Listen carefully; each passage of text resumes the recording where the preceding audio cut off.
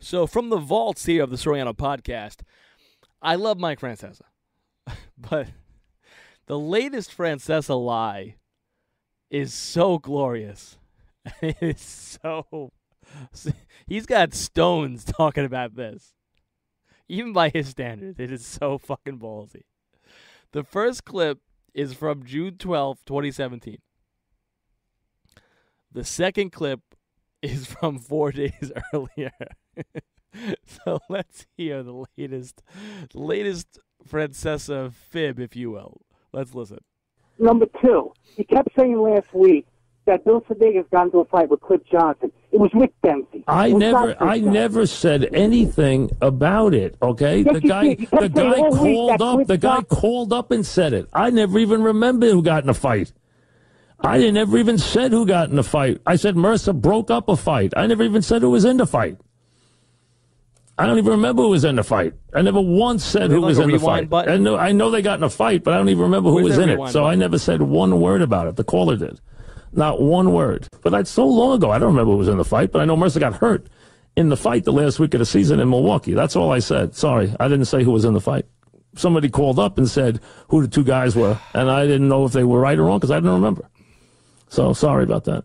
But, good try. Oh, hold on. Let's go back. Hey, Mike, and not to cut you off again, the fight he tried to break up was between Bill Sedegas and Cliff Johnson. And Cliff Johnson. Yeah, at the end of the year in Milwaukee, I believe. Yeah, that's right.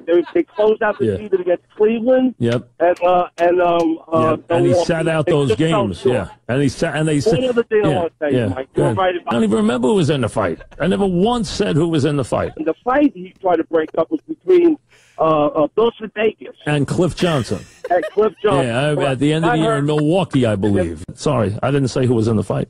So sorry about that. But, good try. The fight he tried to break up was between Bill Sedegas and Cliff Johnson. And Cliff Johnson. Yeah, at the end of the year in Milwaukee, I believe. I don't even remember who was in the fight. I never once said who was in the fight. And Cliff Johnson. I don't even remember who was in the fight. I never once said who was in the fight. And Cliff Johnson. Sorry, I didn't say who was in the fight. So sorry about that. But, good try. Good try, Mike. Cliff Johnson. Good try. On the Fan, back after this. So I gotta give a huge shout out to Sports Funhouse on Twitter when I am having a miserable fucking day. There are only a few things that can get me up and going. Very few things. One of them now is the Sports Funhouse Twitter. And you can follow them. I'm telling you, go follow them at Sports Funhouse. Almost all of my likes and retweets are from Sports Funhouse. It is so fucking hysterical. Now, they have other stuff, too. It's not just stuff on Mike Francesa. The page is phenomenal. I don't know who I don't know who runs it. It is so funny. It is one of the best pages, best Twitter pages out there. It is fucking awesome. Sports Funhouse, at Sports Funhouse. Go follow them on Twitter. But they have a thing where they dissect every Francesa tank mush. Because let's face it, Mike Francesa, while he's number one in the ratings, number one sports talk shows in New York, everyone wants to be him or have his job. Fuck it, I know I do. Love to be sitting in that chair from 1 to 6:30 on FAN, making his money, having his history. Kudos to Big Mike. But Mike, over the last couple of years, has had a reputation of being a little bit of a tank mush, meaning he'll say one thing will not happen, or it will happen, and then either it won't or will not happen. So if he says something won't happen, it will happen. If he says something will happen, it won't happen. The Yankees could not be stopped. He said that they were serious for real. After he says that, the night after he says that, they end up losing 7 in a row. After he gets on the air and admits that the Yankees are now a for real team, they lost 7 in a row. But Sports Funhouse just goes to town, and I mean, they just make my day. So here are a few classics. Here's Francesa informing everybody that Kevin Durant will be staying in OKC. 3 days later, well, you know what happened.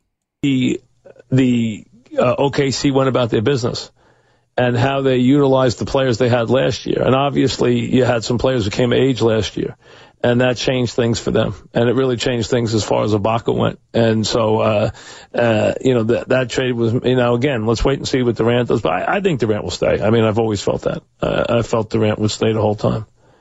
I really did. Mike in Floral. Gold. That is gold. But Sports Funhouse is not done. So you know how the Yankees, and I love the Yankees, I'm a huge Yankee fan, but every freaking holiday, the Yankees have to go out there and have a special uniform and mess with their uniforms because, hey, guess what? It's a new uniform that they can sell, and anywhere the Yankees can make a buck. And that's coming from a diehard Yankees fan who I swear by the Yankees, I bleed pinstripes, but I'm a realist. I know greed when I see greed. Lon Trost and his little minions over there, they are as greedy as can come. So this caller calls up, I guess, talking about that, and Francesa says that the Yankees never mess with their uniforms. Never.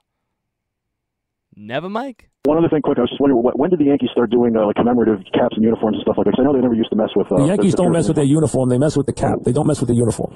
Okay. Yeah, you saw the Yankees mess with the uniform? Well, I was at the game. No, I just saw the caps. The caps, yes. They do wear the They did camouflage. the numbers? Because they did the numbers yesterday, actually. The numbers were... Oh, they did the numbers too yesterday? Yeah, they were camouflage numbers. Okay, that's really unusual. If they mess with the uniform, that might be the first time that they actually mess with the uniform. Because I haven't seen them, the Yankees don't mess with the uniform, so unlike other teams. I have seen them wear different caps, so I didn't realize they mess with I didn't even know, I watched some of the games, I didn't even notice the numbers, to be honest with you. So I saw the caps yesterday, they had the camouflage caps on yesterday, so I didn't notice the numbers were camouflage yesterday, I didn't even notice that. The Yankees don't usually mess with the uniform very much. That'd be the first time I remember them messing with the uniform, that I can think of. But the camouflage caps, I've seen different caps at different times. Oh, God. Jeez. Oh, boy. There's more here. There's more. Hold on. I'm trying to get some more here. This is again at Sports Funhouse. Go follow it now. Because they are the, if you're a sports fan and you just love to laugh, this is the page that you should be following. Oh, this was one of my favorites. April 6th, Mike yells at a caller who suggests that Tony Romo can do golf for CBS. And what was Tony Romo's first assignment? Well, let's listen. So when you do on golf, you have two ways of doing a hole on golf. You are a play-by-play guy, or you are a professional golfer. Now, if Tony Romo became a professional golfer for a while, then he might, if he spent all his time on a golf tour, could wind up getting a hole someday like guys can get.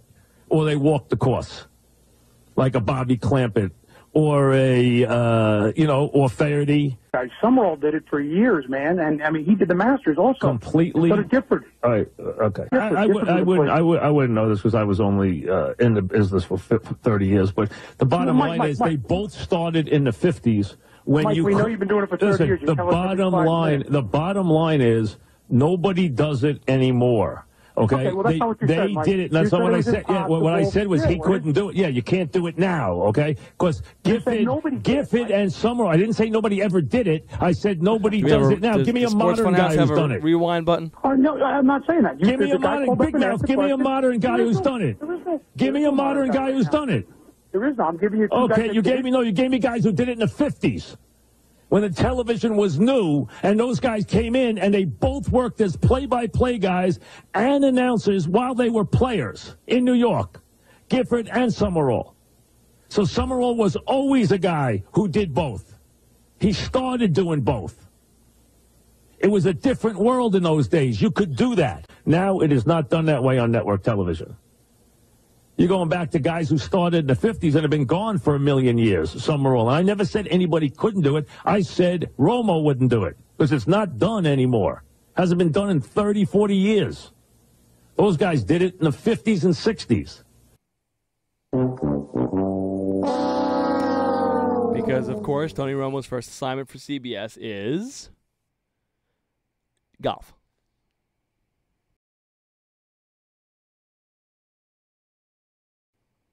Oh, this is awesome. When I saw this, when they posted this on May 22nd, I almost fell off of the seat on the bus, and these people were staring at me like I had 6 heads. I was laughing so hard.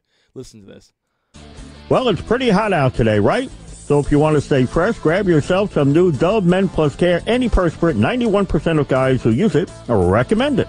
With reports every 20 minutes. This is that was Minko. Minko, not Francesa. But the irony of Minko saying that was he reads a commercial and he says, "Well, it's pretty hot out today, right?" It was 58 degrees and raining in New York. It was 58 degrees and raining in New York City that day.